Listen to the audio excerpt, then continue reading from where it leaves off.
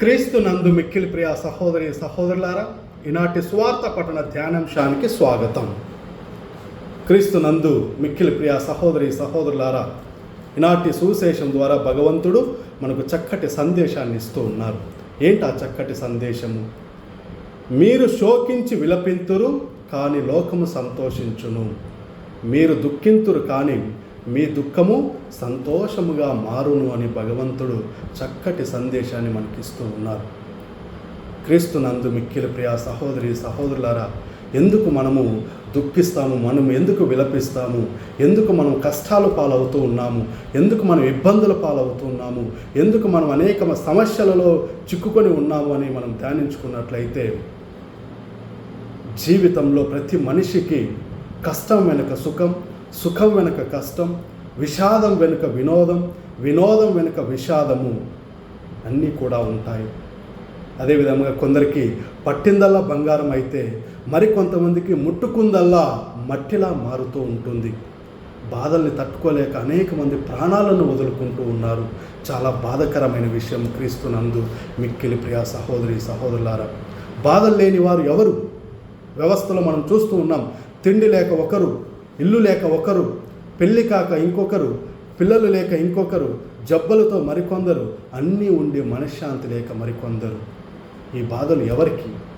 ప్రతి మనిషికి ఈ బాధలు ఉంటాయి. సీరాపుత్రుడైన యేసు జ్ఞాన గ్రంథము 40వ అధ్యాయము 2వ వచనం మనం చూసినట్లయితే, మాతృగర్భము నుండి పుట్టినది మొదలు భూగర్భము చేరు వరకు నరునికి ఈ బాధలు తప్పవు అని భగవంతుడు వాక్కు ద్వారా మనకు తెలియపరుస్తూ ఉన్నారు. జీవితాంతం మనము కష్టాల పాలు, బాధలు అనుభవిస్తూనే ఉంటాము. కాకపోతే జీవితంలో సుఖ దుఃఖాలు బండికున్న 2 చక్రాలు లాంటివి. ఉదాహరణకు, వైద్యుడిచ్చే మందులు చేదుగా ఉంటాయి, వికారంగా ఉంటాయి.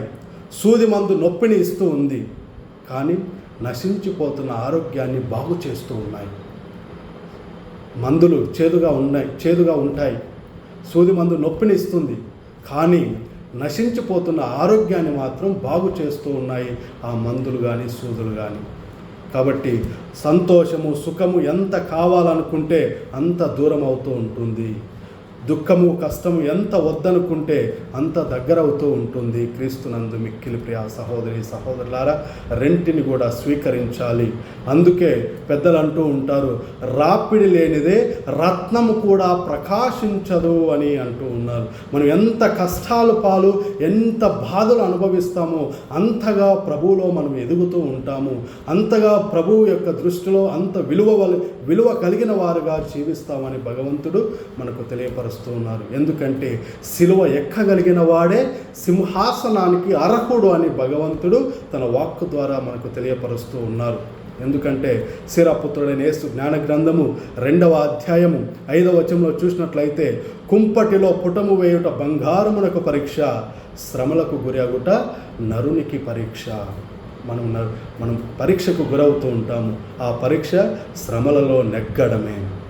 అలా శ్రమలలో నెగ్గినప్పుడే, ఆ ఉత్తీర్ణత పొందినప్పుడే భగవంతుడు ఏర్పాటు చేసిన నివాస స్థానమును మన దుఃఖము సంతోషముగా మారును అని భగవంతుడు మనకు తెలియపరుస్తూ ఉంటారు. అదే విధముగా ఎందుకు ఈ కష్టాలు, బాధలు, సమస్యలు అని మనం తెలుసుకున్నట్లయితే 2 కారణాలు ఉన్నాయి. మొదటి కారణం, ఎందుకు మనం కష్టాల పాలవుతూ ఉన్నాం, ఎందుకు మనం ఇబ్బందులు పాలవుతూ ఉన్నామంటే, మన పాపాల కారణంగా బాధలు, కష్టాలు, సమస్యలు మనకు ఎదురవుతూ ఉంటాయి. కీర్తనల గ్రంథము 107వ అధ్యాయము 17వ వచనంలో మనం చూసినట్లయితే, మీలో కొందరు బుద్ధిహీనులై పాపము చేసి బాధలు తెచ్చుకొనిరి, తమ అపరాధములకు గాను తామే వేదనలు తెచ్చుకొనిది అని కీర్తనకారుడు చాలా చక్కగా చెప్తూ ఉన్నారు. మనము బుద్ధిహీనులై మనంతటికి మనము అపరాధములు చేసి వేదనలు మనమే తెచ్చుకుంటూ ఉన్నామే, కానీ కొన్ని విషయాల్లో దేవుడు పెట్టే పరీక్ష కాదు. మనంతటికి మనం బుద్ధిహీనులై పాపాలు చేసి మనము ఆయనకు దూరమై శ్రమలను, బాధలను అనుభవిస్తూ ఉంటాము. మరి అదేవిధంగా తోబీతు గ్రంథము 12వ అధ్యాయము 10వ వచనంలో మనం చూసినట్లయితే, పాపపు పనులను, దుష్కార్యములను చేయువారు తమకు తామే కీడును తెచ్చుకొందురు. పాపపు పనులు చేసేవారు, దుష్కార్యములు చేసేవారు వాళ్ళంతకు వాళ్ళే కీడును తెచ్చుకుంటూ ఉన్నారే కానీ దేవుడిచ్చే సమస్యలు, దేవుడు పెట్టే పరీక్ష కాదు.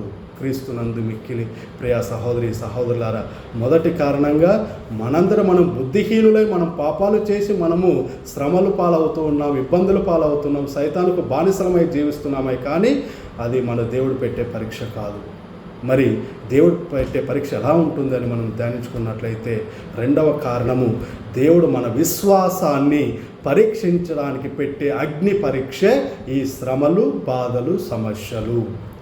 పేతురు రాసిన మొదటి లేఖ 1వ అధ్యాయము 7వ వచనంలో మనం చూసినట్లయితే, నాశనమగు బంగారం కూడా అగ్నిచే పరీక్షింపబడును, అట్లే సువర్ణము కంటే ఎంతో విలువైన విశ్వాసము కూడా పరీక్షింపబడును.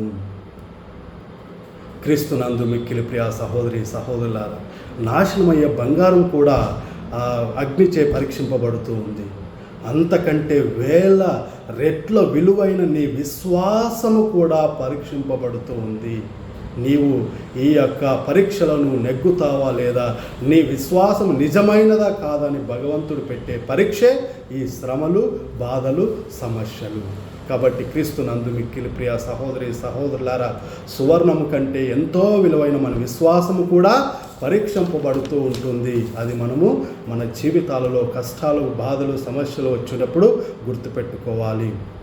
అదేవిధంగా పౌలు గారు హెబ్రీయులకు రాసిన లేఖ 12వ అధ్యాయము 6 నుంచి 8 వచనాలు చదివినట్లయితే, దేవుడు తాను ప్రేమించు వారిని శిక్షించును, తాను స్వీకరించు ప్రతి కుమారుని దండించును. భగవంతుడు కష్టాలు, బాధలు, సమస్యలు పెడుతూ ఉన్నాడంటే మనలను దండిస్తూ ఉన్నాడని మనం అర్థం చేసుకోవాలి. కాబట్టి క్రీస్తునందు మిక్కిలి ప్రియ సహోదరి సహోదరులారా, ఈ కష్టాలు, బాధలు, సమస్యలు కొన్నిసార్లు భగవంతుడు పెట్టే అగ్ని పరీక్ష, మరి కొన్నిసార్లు మన పాపాల కారణంగా మన యొక్క